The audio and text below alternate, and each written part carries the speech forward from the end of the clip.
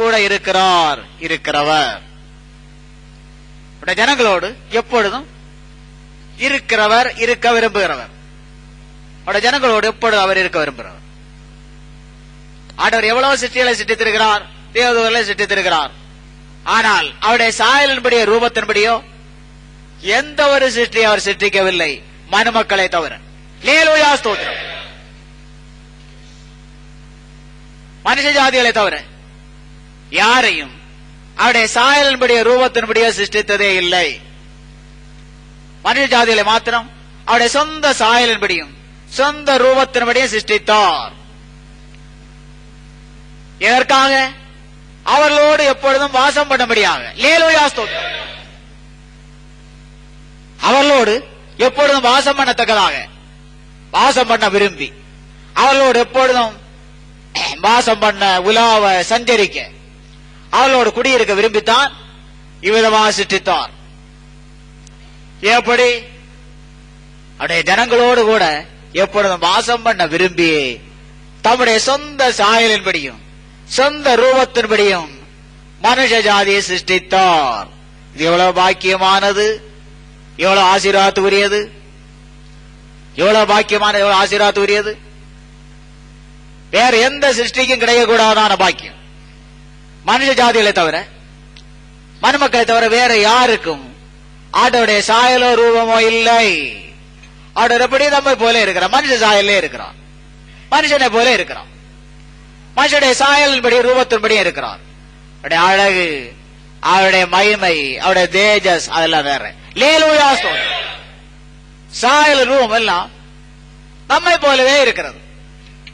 தோற்றத்தில் மனுஷனை போலவே இருக்கிறார் நம்முடைய தேவன்.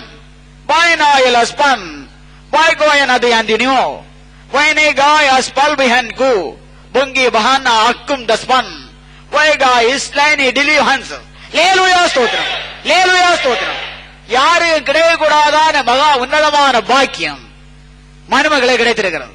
அதை மனுஷன் அறியான், மனுஷ அறியாள், மனுஷ ஜாதிகள் அறியார்கள். யாரும் கிடைக்கக்கூடாதான மகிமையான பாக்கியம். தேவனுடைய சாயல், தேவனுடைய ரூபம், தேவனுடைய சாயலோடும் தேவனுடைய ரூபத்தோடு காணப்படுகிறார்கள் மனுஷ ஜாதிகள், மனுக்குலங்கள். எவ்வளவு பாக்கியமானது, எவ்வளவு ஆசீர்வாதத்துக்குரியது, எவ்வளவு மேன்மைக்குரியது, எவ்வளவு மகிமைக்குரியது, எவ்வளவு மகத்துவமானது. ஆனால் மனுஷர்கள் அறியார்கள், மனுஷிகள் அறியார்கள், மனுஷ ஜாதிகள் இதை அறியார்கள். இவ்வளவு பாக்கியத்துக்குரியவர்களாக மனுஷ ஜாதியை ஆண்டவர் சிருஷ்டித்திருக்கிறார் என்பதை மனுஷ ஜாதிகள் அறியார்கள். அவர்கள் ஆண்டவரை அறியவில்லை, தங்களை சிருஷ்டித்த சொந்த தேவனே அறியவில்லை. அவர் கன்னியர்களா இருக்கிறார்கள், அவரை அறியாதவர்களா இருக்கிறார்கள், அவரை அறிந்தும் ஏற்றுக்கொள்ளாதவர்களாகவும் இருக்கிறார்கள். அவர்களோடு மனுமக்களோடு எப்பொழுதும் வாசம் பண்ண விரும்புகிறவர், வாசம் பண்ணுகிறவர். ஒரு நாமம் தான் என்ன, ஒரு பெயர் தான் என்ன? இம்மானுவேல். இம்மானுவேல் என்றதான நாமம். இம்மானுவேல் என்பதற்கு தேவன் நம்மோடு இருக்கிறார், அல்லது நம்மோடு கூட இருக்க விரும்புகிறவர், இருக்கிறவர் என்பது பொருள். அல்லேலூயா, ஸ்தோத்திரம். நம்மோடு கூடவே அல்ல அவருடைய ஜனங்களோடு கூடவே இருக்க விரும்புகிறவர். அப்படி இருக்க விரும்பித்தான் மனுஷ ஜாதிகளை அவருடைய சொந்த சாயலின்படியும் ரூபத்தின்படி சிருஷ்டித்தார். அல்லேலூயா, ஸ்தோத்திரம். அல்லேலூயா, ஸ்தோத்திரம். அவர்களோடு கூட வாசம் பண்ணும்படியாக, தங்கி இருக்கும்படியாக அவருடைய சொந்த சாயலிலும் ரூபத்திலும் சிருஷ்டித்தார். ஆனாலோ மனுமக்கள் அந்த ஆசீர்வாதமான பாக்கியத்தை இழந்து போனார்கள், இழந்து போனார்கள். ஆண்டவருடைய வார்த்தையை மீற நிறுத்தமாக அந்த மகாபாக்கியம், அந்த மகாபாக்கியம் என்றால் சொல்லியறியக்கூடாதான பாக்கியத்தை மனுமக்கள் இழந்தார்கள். ஆண்டவருடைய கட்டளை மீற நிறுத்தமாக அந்த மகாபாக்கியம் அவளை விட்டு எடுபட்டு போனது. ஆண்டவர்களோடு தங்க இயலாமல் போனது, வாசம் பண்ண கூடாமற் போனது, வசிக்க கூடாமற் போனது, சஞ்சரிக்க கூடாமற் போனது. அல்லேலூயா, ஸ்தோத்திரம். தேவன் அவர்களை விட்டு நீங்க வேண்டியது வந்தது, அகல வேண்டியது வந்தது.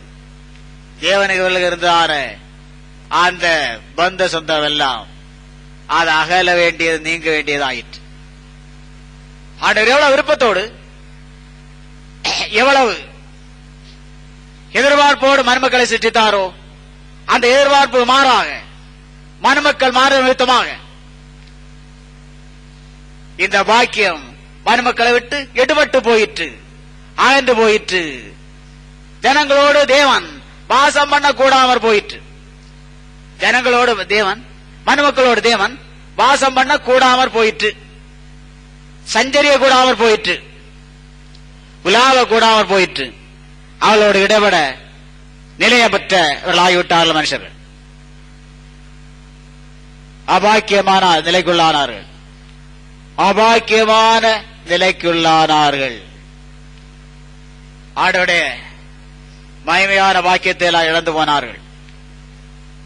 அவர்களோடு கூட இருக்க விரும்பி அவர்களை சிருஷ்டித்து எவ்வளவு பாக்கியத்துக்குள் வைத்தும் மனுஷன் ஜாதியுடைய நிலைமை, மனுஷியுடைய நிலைமை, மனுஷ ஜாதியுடைய நிலைமை நேர்மாறானது. ஆண்டவருடைய எதிர்பார்ப்புக்கும் எல்லாம் நேர்மாறாய் போனது. ஆகவே ஆண்டவர் அவர்களோடு கூட சஞ்சரிய கூட அவர் போயிற்று, வாசம் பண்ண கூட அவர் போயிற்று, பசிய கூட அவர் போயிற்று. மூன்றாம் தலைமுறையில் ஜனங்கள் ஆண்டவருடைய மகிமையான நாமத்தை பெயரை மாத்திரம் தொழுது கொள்ள ஆரம்பித்தார்கள். ஆதியாகமம் 4 26 வசனம். ஆதியாகமம் 4 வசனம், கடைசி வசனம். சேத், ஆதாம் முதலாம் தலைமுறையினன், ஆண்டவரால் சிருஷ்டிக்கப்பட்டவன். சேத் அவன மகன். சேத்து ஒரு மகன் பிறந்தான், அவனுக்கு ஏனோஸ் என்று பெயரிட்டார்கள். 3ஆம் தலைமுறையினன். அப்பொழுது மனுஷர் கர்த்தருடைய நாமத்தை, பரிசுத்தமான நாமத்தை, பெயரை தொழுது கொள்ள ஆரம்பித்தார்கள். பூராவும் எந்த விதமான ஒரு தேவன் தங்க அங்க ஏற்ற ஒரு நிலை இல்லாமல் போனது. அங்க எல்லாம் தீர்ந்தது. எப்படி மனுஷர்களுக்கு அவருடைய பரிசுத்தமான நாமத்தை அல்ல பெயரை, கர்த்தருடைய பெயரை, தேவனுடைய நாமத்தை மாத்திரம் தொழுது கொள்ள ஒரு பாக்கியம் மாத்திரம் கிடைத்தது. அது எத்தனை பேராக தொழுது கொண்டார்கள்? ஏதோ சிலர் மாத்திரம் உண்மையாக தொழுது கொண்டார்கள். ஆதாமுக்கு 7ஆம் தலைமுறையினான ஏனோக்கு தொழுது கொண்டான். அவன் ஆண்டவரோடு சஞ்சரித்தான், அவன் உயிரோடு எடுத்துக் கொள்ளப்பட்டான் என்று நாம் வாசிக்கிறோம்.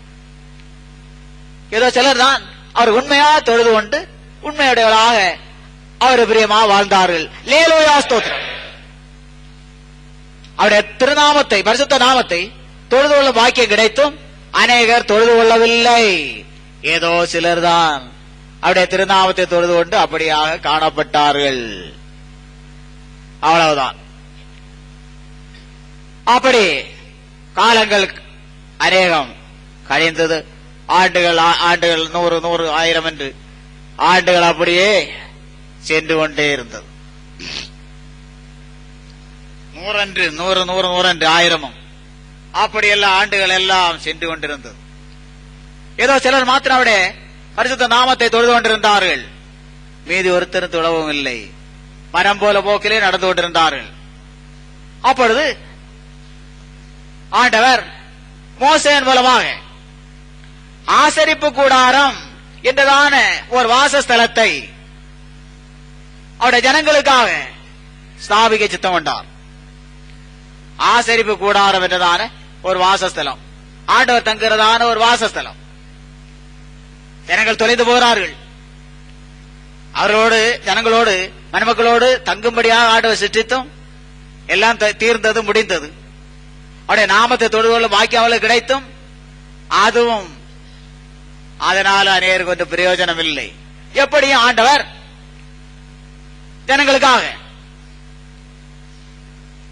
மோசையை கொண்டு ஆசரிப்பு கூடாரம் என்றதான ஒன்றை ஸ்தாபிக்க சித்தம் கொண்டு இன்னென்ன பிரகாரமா ஸ்தாபிக்க வேண்டாது. மகா பரிசுத்த ஸ்தலம், பரிசுத்த ஸ்தலம், பிராகாரம் என 3 பிரிவுகளை உடையதா இருக்க வேண்டும். அது என்னென்ன மாதிரியா செய்யப்பட வேண்டும் என்று கர்த்தர் தம்முடைய தாசனாகிய மோசேக்கு அறிவித்து, மோசே ஓர் ஆசரிப்பு கூடாரமாகிய அவருடைய வாசஸ்தலத்தை ஸ்தாபித்தான். லேலூயா ஸ்தோத்திரம். ஆசரிப்பு கூடாரமாகிய ஒரு வாசஸ்தலத்தை யார்